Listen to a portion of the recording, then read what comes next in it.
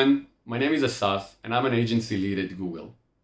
My team and I are working with some of the largest and most advanced agencies in the United Kingdom. We help them to grow their customers and have better results in Google Ads. Today I'm going to talk with you about marketing objectives. And I know what you're thinking. You're saying, well, we already know what's marketing objectives and you already understand that you cannot achieve any results if you don't know what are the goals, what are the things that the client is trying to achieve. So this is not about like that very basic and fundamental thing that you are already aware of, but I want us like to deep dive even a bit farther to understand the customers and how they are measuring things and the different solutions that might be the best fit to their objectives.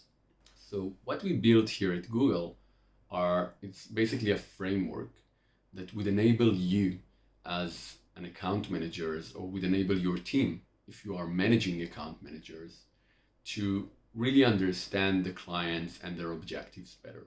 So we built 4 different flowcharts, one for each of the most common objectives that clients are trying to achieve, whether it's generating leads, online sales, offline sales, or just increasing awareness. And for each of them, we built a flowcharts, and you can look at the screen and see those small little flowcharts. Maybe it's hard to see, but in the flowcharts, we have like a set of questions. And in the end, we have what are the best solutions to use in order to achieve the goals given the constraints and the way that the customer is measuring. So let's look at an example. And since the topic of the day is lead gen, then I took a very simple example of a conversation that an account manager, you or someone in your team, can have with a customer. And as you can see, we have 4 different questions in this case. So like, are you tracking offline conversion? Are you importing customer data into the ad? And so on. And after asking these 4 questions, we know what are the right solutions and tools that Google has to offer that would enable you to maximize your leads and the quality and so on. And this is a very simplified example, as I said. And if we had like the full one, then we would see what were the questions if the answers were different. If you think about it, the digital marketing landscape has changed a lot in the last couple of years, both from like the solution sides, if we're talking about the number of tools and features and platforms that you as advertisers have when you are launching a new campaign, and both from the customer journey. And I'm talking about the very end customer journey of the person that is actually like going into Google and then going to read some reviews on YouTube or whatever. So that journey has become a lot more complex with a lot more points. And what this framework is doing, it enables you to easily connect the marketing objectives that the customer have and their constraints and how they are measuring stuff from one side, and all the types of solutions and tools that Google have to offer from the other side. So it's like some kind of a connector. Okay, so by using this framework, it would actually be easier for you as an account manager to have these important conversations with your client, to know exactly what is the right question to ask when you are trying to understand their business better. And that won't only increase the trust and confidence that they have in you, but in addition to that, it would actually enable you to understand their business better. And if you understand their business better and you know what, and you can easily see like what are the right solutions and tools that Google has to offer, then it's probably that you will have better results for your clients. So it's a win for you as an account manager because your job is simplified and you are a rock star and getting more trust from your client. It's a win for the client because they'll have better results. And if it's a win for you and a win for your client, then it's obviously a win for the agency as well. So what I would recommend you to do after this presentation is over is to check the resource tab and just download the 4 flowcharts that we created for you and try it in the next conversation that you're gonna have with your customers. I'm sure it will help you. Okay, everyone. So I want to welcome Rhoda, my colleague, to the stage now. She's going to talk with you about lead gen with Google Solutions. And thank you very much, everyone, for listening. Thank you so much, Asif. So I'm Rhoda. I'm an account strategist here on our UK agency team. And what I want to do today is basically take a walk in a lead gen business's shoes. So touching on what Asif has already discussed with us today about the marketing objectives and the importance of being able to understand beyond the generic objective of driving leads or driving sales, what we're going to do here today is dive into the challenges that a lead gen business faces and the opportunities that are available to them as well. So what I want you to do is grab a scrappy piece of paper and a pen and list down one or two challenges that automatically come to your mind when you think of a lead gen business. And then as we go through the rest of the presentation, compare those to what we've identified and let us know if we've missed anything as well.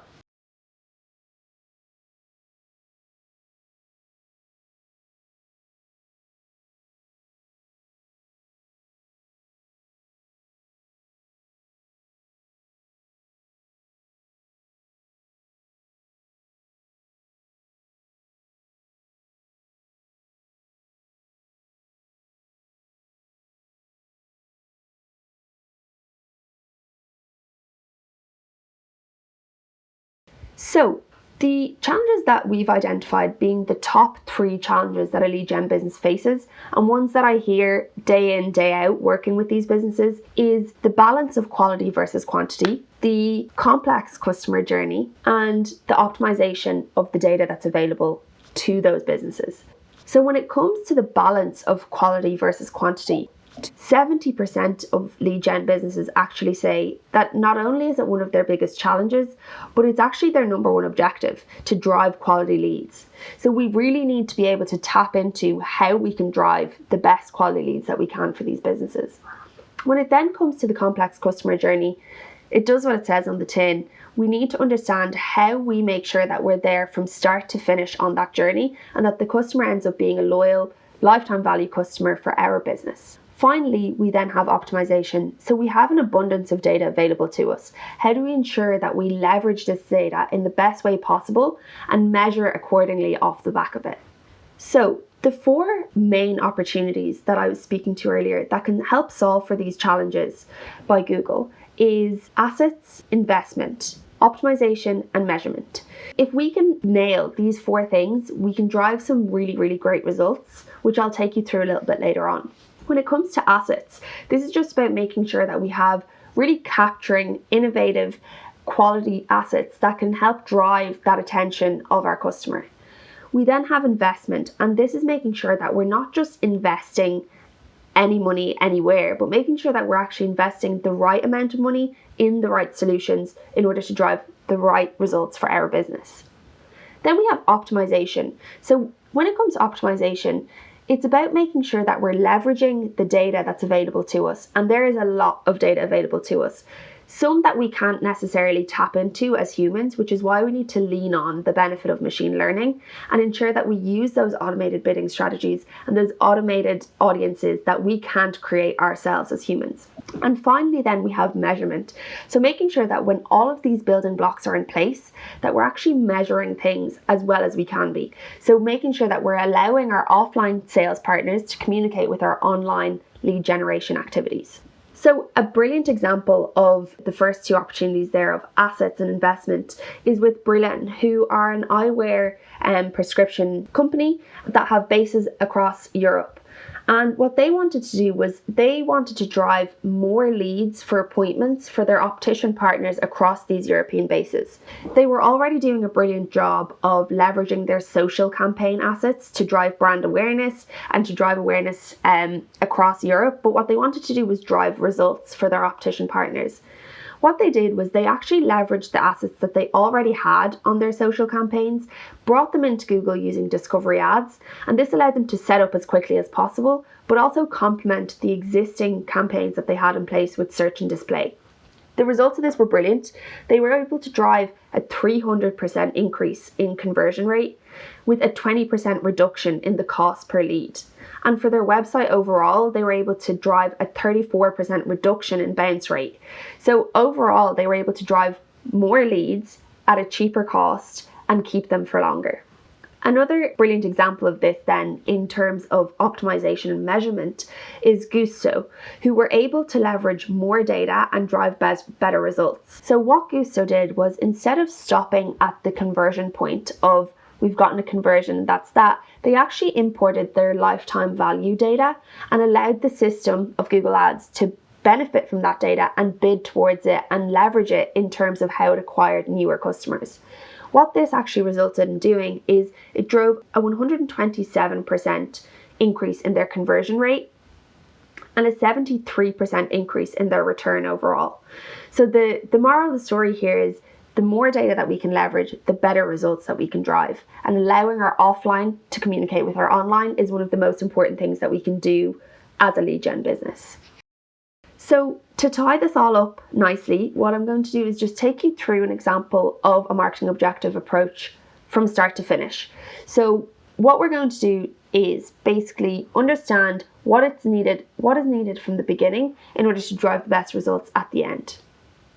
So Safeguard are a business looking to generate leads. And as we've touched upon multiple times today, it's not just about generating leads, but it's about popping the bonnet on what that actually means and diving into what a lead means for that particular business. So questions that we need to ask from the beginning, like what is your lifetime value? How many leads will actually convert into a sale when we drive them through?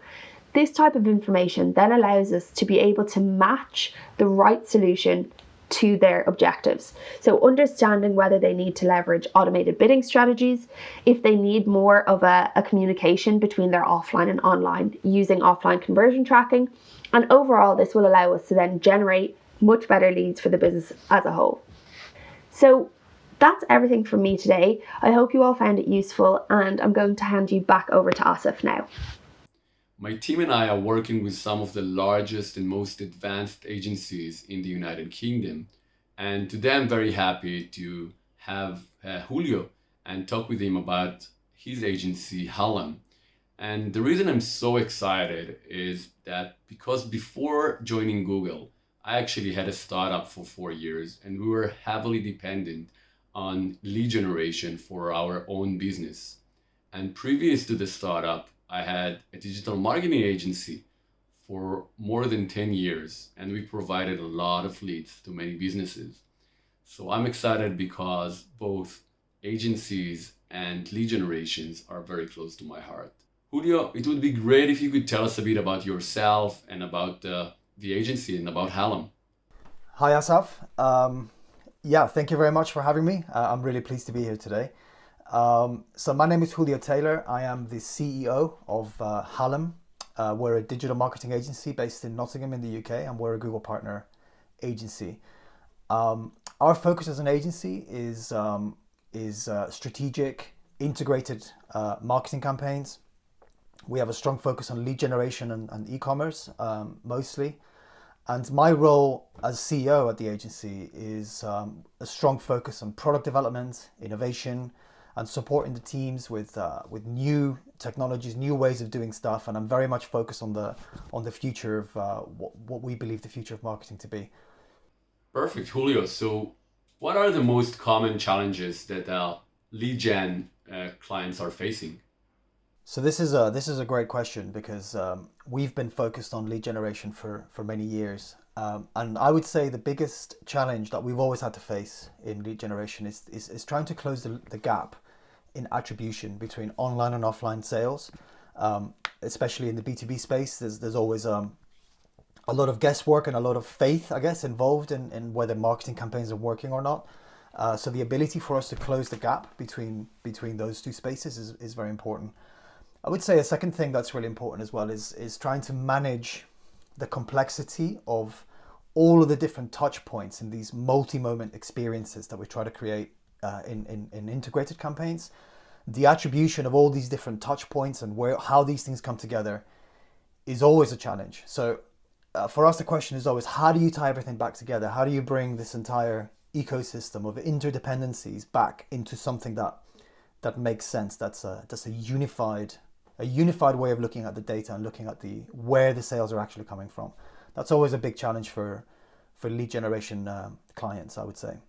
Yeah, Julio, the customer journey has become a lot more complex in recent years, and even the length of the cycle has become longer.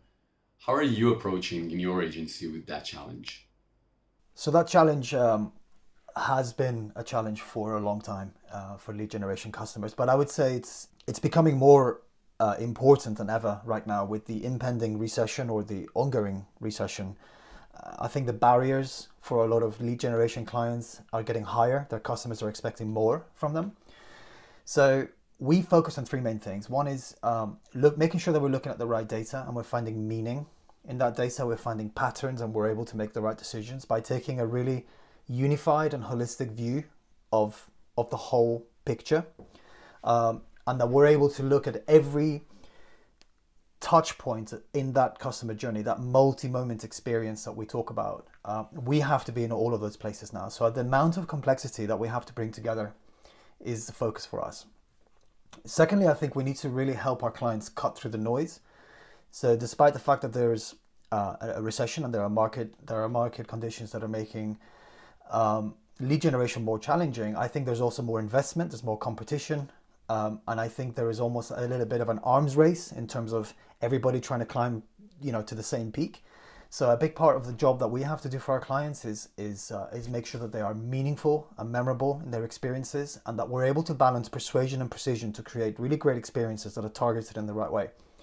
And I think finally, it's really important that we identify all those touch points and these multi-moment experiences that we talk about, and that we're in all of those, we're able to measure and we're able to identify the opportunities in all of those touch points, and we're able to bring it all back together in a really clear way that give us a unified view of what the strategy should be. And I think at Hallam, our priority is to always make sure that no channel is ever working in isolation, or whether it's organic or paid or social or whatever it is. It's bringing all that stuff together and unifying that strategy into a single core experience. That is, I think, the main thing that we're helping our clients with. These are great points, Julio. I think that having a unified strategy and being in all the different touch points, it's the key, as you said. My next question goes into the quality of the leads. 70% of the clients, of the lead gen clients, are saying that improving the quality of the leads is their number one priority. What is your approach about it?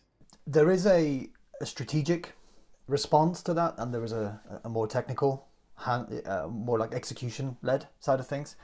On the technical side, we're really working hard on offline conversion tracking at the moment, which is something we're working very closely with Google, actually, with our partners in Dublin. And it's about something that I talked about earlier today, which is focusing on the accuracy of data and closing the gap between the different phases of that lead, that multi-moment. Where are the gaps? Where are the opportunities? And being able to create an ecosystem where all of the data is meaningful and you can look at the whole picture.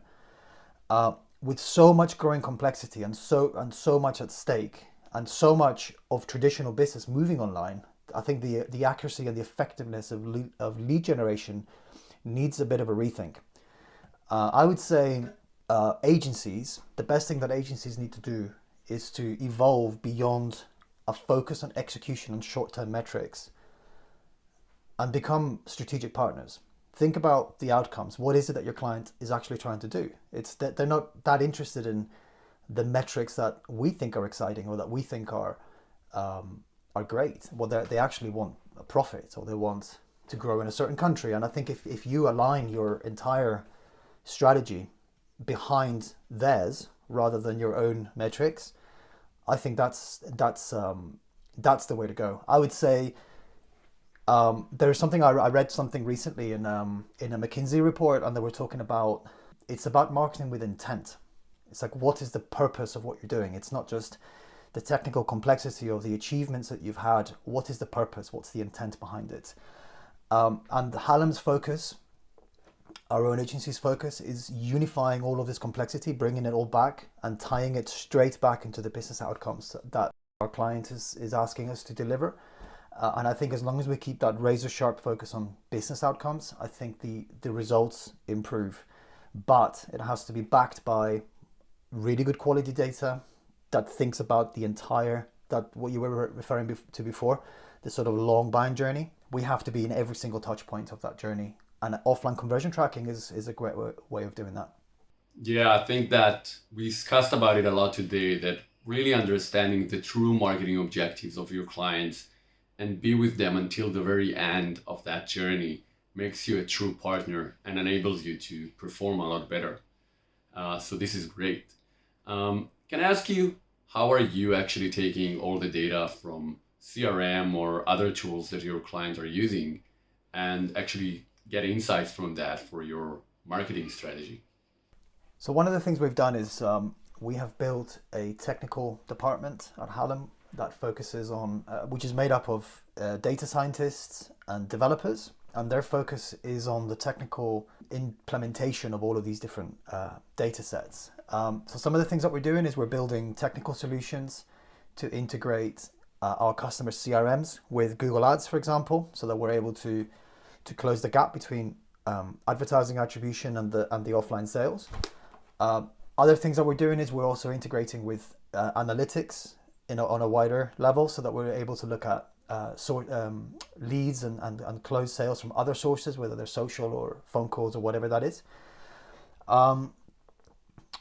We focus on making sure that we are, like I said earlier, we empower our clients to make the right decisions, to optimize the campaigns that are actually working, that are actually delivering results, and that we remove the guesswork and remove the subjectivity from digital marketing. I think one of the things that I remember from before we were able to do things like OCT is this constant debate of like, well, what's the point of investing in ads for our manufacturing company, because nobody buys online, so it's not worth doing, right? So what we're able to do now is to prove that advertising investments in campaigns, whether they're top of the funnel or whichever phase of that multi-moment experience that we were talking about, that you're able to prove that it's contributing to the bottom line. So integration into the CRM, into ads and into analytics, but also building bespoke business intelligence dashboards that are bringing the data together in meaningful ways, that you've got charts and reports and graphs. And these are things that we're all building in-house with our own technical and development teams to make sure that I believe we're doing things that are in best interest of the client, but they're a little bit experimental.